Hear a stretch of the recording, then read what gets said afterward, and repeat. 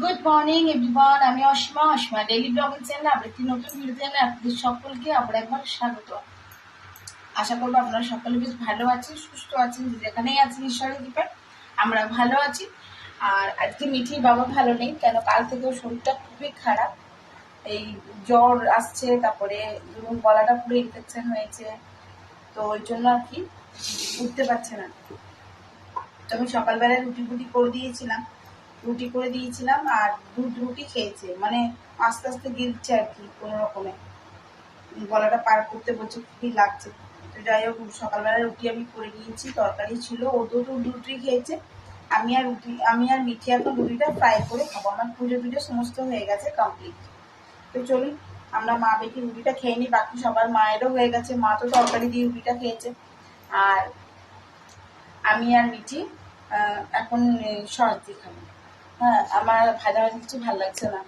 আর এখন টাইম হয়ে গেল 11টা 51, তাই বললাম গুড মর্নিং, কেননা এখন 12টা বাজেনি।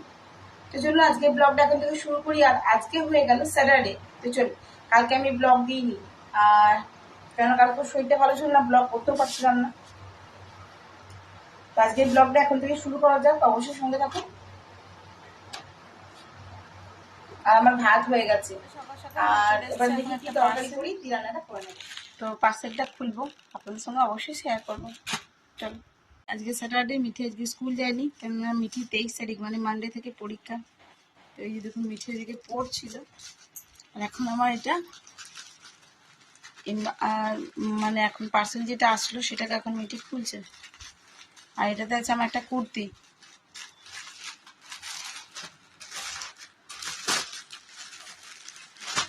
এটা খুলে মিঠি বলবে কেমন হয়েছে। খুলে দাও, প্যাকেটটা খুলে দাও।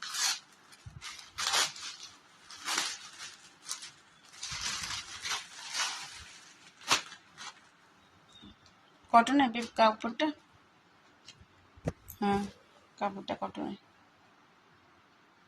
ভালো আছে। যদি এখন আমার ডবল এক্সেল লাগে না, ডবল এক্সেলটা এখন অনেকটা বড় হয়ে যায়। প্যান্টটা দেখতাম গরম, তাই রোদে ছিল না। প্যান্টের ডিজাইনটা বেশ ভালো, বলুন, স্টিচ টাইপের, মনে হচ্ছে স্টিচ করা আছে পুরো প্যান্ট। তো এই হলো আমার পার্সেলটা, সকাল সকাল এসছে, তো চলুন এবার খাবো। তো যেহেতু সেভাবে কিছু খেতে পারছি না, বলছে আমি দুধ আলু ভাতে ভাত খাবো। তো দেখি আমাদের তাহলে কি করি। আমার আর মায়ের জন্য, মিঠিও বলছে দুধ আলু ভাতে ভাত খাবো। তো যাই হোক, চলুন দেখি কি করা যায়। আর আজকে তাড়াতাড়ি করে ফেলতে হবে, কেননা মা আবার ডাক্তার দেখাতে আসবে। এখন 1:55, ওকে ডাটা স্পঞ্জ করলাম, স্পঞ্জ করিয়ে দিয়ে দিয়েছি দুধ আলু ভাতে ভাত, ওকে রেডি করে দিয়ে দিয়েছি। আর এখানে ভাজি মায়ের জন্য ডিম, এই যে এখানে মায়ের জন্য ডিম ভাজা হচ্ছে। মিঠিও বলে দুধ আলু ভাতে ভাত খাবো না, তো ওর দুধ আলু ভাতে ভাতটা এখন মাখিনি, আগে মাকে দিয়ে দিই। আর আগে তেমন কিছু করিনি, রান্না করে দেখাচ্ছি। এখানে চলছে আমার ডিম ভাজার পর্ব।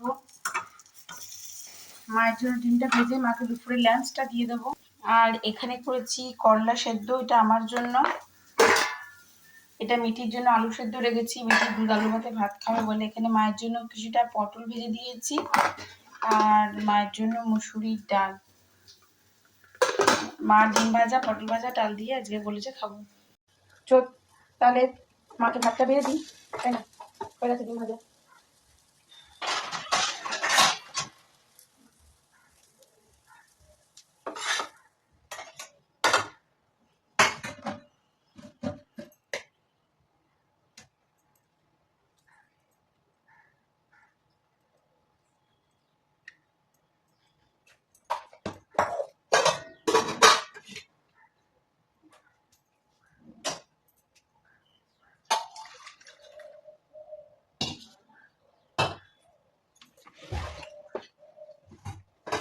তো মিঠিকে মেখে দিয়ে আমি ভাতটা খেয়ে দেবো। মিঠি এখনো পড়েই যাচ্ছে, তো পড়ুক, ততক্ষণে বাবাকে দিলাম, মাকে দেবো, তারপর ওকে দেবো। ওকেও তো সেই মেখে দিতে হবে, আলু ভাতেটা দুধের সঙ্গে মেখে দিতে হবে, ভাতের সঙ্গে।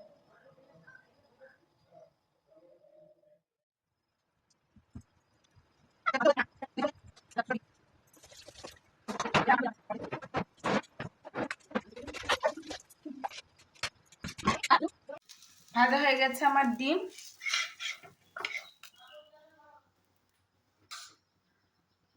আমাকে ডাক্তার টোটালি ডিম খেতে বারণ করেছে। এই যে করলা সেদ্ধ, দুটো পটল ভাজা, ডিম আর এই যে আমার ভাত।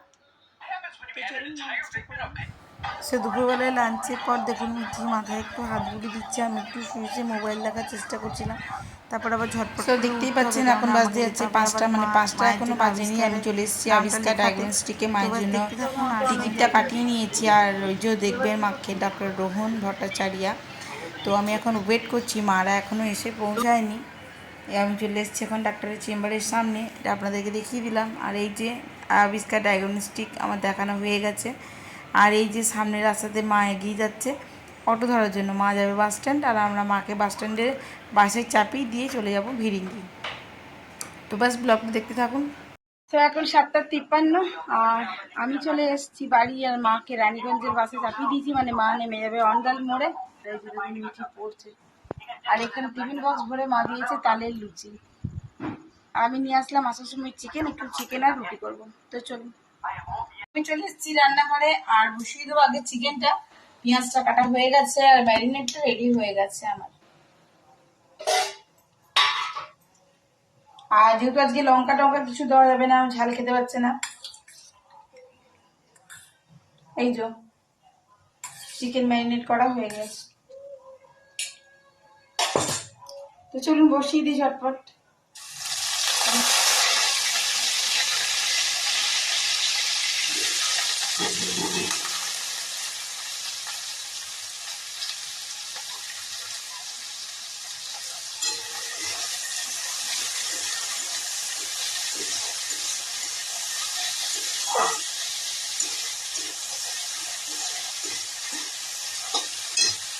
এখন সময় হয়ে গেল 8:25, আর আমি ঝটপট করে নিই, হয়ে যাবে।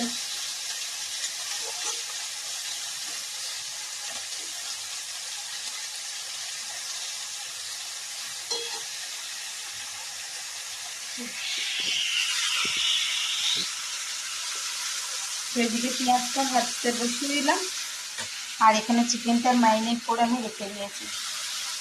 এখানে আমার রুটি করা শুরু হয়ে গেছে। আমি প্রতিটা রুটি একবারেই বেলে নিয়েছি, তাহলে আমার সেঁকতে সুবিধা হয় আর কি। যে এখানে বেলে নিয়েছি, রুটিগুলো করে নেব। আর রুটি আর চিকেন তো সবাই খাবে। আর আমি এখানে এই যে চিকেনটা, আর কি চিকেনটা একটু হলুদ হলুদ হয়েছে, কেন বললো যে লঙ্কা খেতে পারবো না, পারবো না। তো যাই হোক, তো চলুন আজকের ব্লগটা এখানে শেষ করছি। আর এখন ভাজছি আমি একটুখানি ঢেঁড়স ভাজা, কেন আমি ঢেঁড়স ভাজাটা দিয়েই খাবো। কিন্তু তো দেখালাম আমার চিকেনটা রেডি হয়ে গেছে, আর রেডি হয়ে গেছে রুটিটাও।